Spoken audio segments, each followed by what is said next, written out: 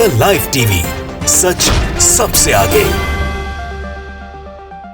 दोस्तों, पुलवामा हमले को वैसे तो 4 साल लगभग हो चुके हैं, लेकिन फिर भी पुलवामा का जो मामला है वो बीजेपी को और बीजेपी की सरकार को चैन की नींद नहीं सोने दे रहा है। बार बार वो वापस जिंदा होकर सामने आता है। वही सवाल जिनके जवाब नहीं मिले हैं, वो सवाल फिर से उठते हैं। जैसे इस बार सत्यपाल मलिक साहब के इंटरव्यू ने हंगामा खड़ा कर दिया कि बीजेपी के ही नेता, बीजेपी सरकार ने जिनको राज्यपाल बना के वहां भेजा हुआ था, उस समय जो वहां मौजूद थे, उनके खुलासों के बाद बीजेपी की सरकार की मुश्किलें तो बढ़नी थी। बहुत सारी चीजें हुई जिससे मीडिया का जो मामला था वो डाइवर्ट किया गया और मीडिया के अंदर नहीं दिखाया गया बहुत कुछ जो दिखाना चाहिए था। लेकिन अब सबसे बड़ा मामला इस पूरे मामले के अंदर आया सामने कि पुलवामा हमले में जो हमारे जवान शहीद हुए थे, उनमें से बहुत सारों के परिवार के लोगों ने मांग करी है, और जो मांग की है वो जांच की मांग की है कि दोबारा इसकी जांच हो, निष्पक्ष जांच हो। और सत्यपाल मलिक साहब के जो खुलासे हैं उसको लेकर उन्होंने अपनी बात कही है। द वायर ने इसको लिखा है, इस स्टोरी को किया है। मलिक के खुलासे के बाद पुलवामा हमले में शहीद हुए जवानों के परिजनों ने जांच की मांग की। ये ट्वीट किया है, फिर स्टोरी ये पूरी यही हेडलाइन है। मलिक के खुलासे के बाद पुलवामा हमले में शहीद हुए जवानों के परिजनों ने जांच की मांग की।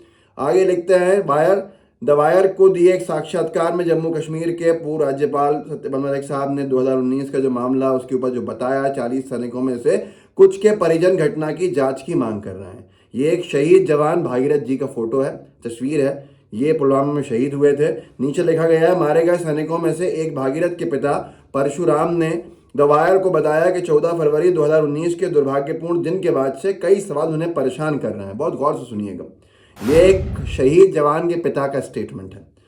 उन्होंने कहा कि मलिक के खुलासे से उनके इस विश्वास की पुष्टि होती है कि पुलवामा हमला सरकार द्वारा रचा गया एक राजनीतिक स्टंट था। कौन कह रहा है? जिसका बेटा शहीद हुआ है पुलवामा आतंकी हमले के अंदर। उस बाप का कहना है, शहीद सैनिक के पिता का, कि उनके मलिक के खुलासे से उन्हें उनके इस विश्वास की पुष्टि होती है कि पुलवामा हमला सरकार द्वारा रचा गया एक राजनीतिक स्टंट था। परशुराम कहते हैं, मुझे 100%, कौन कह रहा है? शहीद जवान के पिता परशुराम कहते हैं, मुझे 100% विश्वास है कि यह सब सत्ता में रहने के लिए किया गया है और मोदी सरकार ने कुर्सी फिर से चुने जाने के लिए, पाने के लिए ऐसा किया। आप खुद सोचिए, ये शहीदों के परिवारों के आरोप हैं, ये शहीदों के परिवारों की मांग है। क्या हाल होगा अगर गोदी मीडिया इसके ऊपर चर्चा कर ले? क्या हाल होगा अगर सरकार से जो सवाल इन लोगों के हैं वो गोदी मीडिया सरकार से पूछ ले और जवाब मांगने की हिम्मत रख दे? तो आप खुद सोच सकते हैं कि क्या इसका परिणाम आएगा और ऐसा कभी हो सकता है क्या? आगे इसी अखबार ने, वायर ने लिखा है, घटना के दिन क्या हुआ इस बारे में बताते हुए उन्होंने पूछा कि करीब 200 किलोग्राम विस्फोटकों से लदा हुआ एक वाहन कैसे कहीं से निकलकर जवानों को ले जा रही बस को उड़ा सकता है?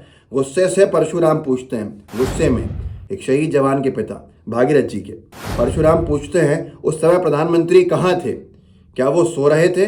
करण थापर के साथ मलिक के साक्षात्कार के बाद विपक्ष ने खुफिया सफलता के बारे में प्रधानमंत्री मोदी से जवाब की मांग को फिर से शुरू कर दिया। एक और शहीद जवान जीतराम जी के आतंकी हमले में जान गंवाने वाले जीतराम के भाई विक्रम अपने भाई की असामयिक मौत की जांच की मांग कर रहे हैं। निधन के वक्त उनके भाई की उम्र 30 वर्ष थी। 30 वर्ष का भारत का हमारा जवान शहीद हो गया उस पुलवामा हमले में, जिनके परिवार के लोग जो हैं वो मांग कर रहे हैं कि निष्पक्ष जांच होनी चाहिए। और ये तक कह दिया कि ये सरकार का स्टंट था। द वायर से बात करते हुए विक्रम ने कहा कि उनका परिवार अभी भी उनके भाई की मौत के गम में है। वे बोले, जिन्होंने अपने परिवार के सदस्य को खोया है केवल वही जानते हैं कि कैसा लगता है। हालांकि विक्रम कहते हैं कि मलिक को घटना के समय ही बोलना चाहिए था। रोहिताश का परिवार भी उतना ही व्याकुल है और घटना के वर्षों बाद भी दुख में जी रहा है। रोहिताश के भाई जितेंद्र का कहना है कि सरकार की अक्षमता के कारण उनके भाई के साथ जो हुआ उसे सुनने के बाद उन्हें अन्य सैनिकों के जीवन की चिंता है।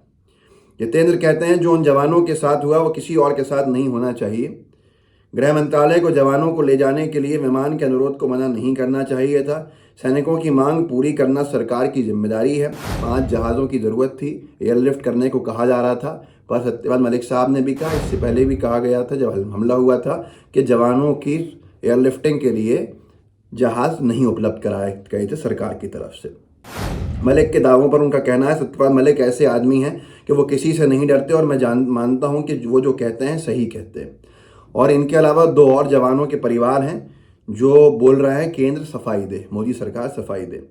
द टेलीग्राफ ने भी हमले में शहीद हो गए 2 सीआरपीएफ जवानों के परिवार के सदस्यों का साक्षात्कार किया है, जो मूल रूप से बंगाल के थे। सुदीप विश्वास नादिया जिले के तेहट्टा के रहने वाले थे और बबलू संतरा हावड़ा के बोरिया के रहने वाले थे। एक चीज़ और मैं बताता जाता हूँ, मुझे एक साथी ने बताया कि एक अजीब ऐसा हमला है जिसमें उस बस में जो 40 जवान थे, लगभग ज़्यादातर राज्यों को कवर हो गया था उसमें।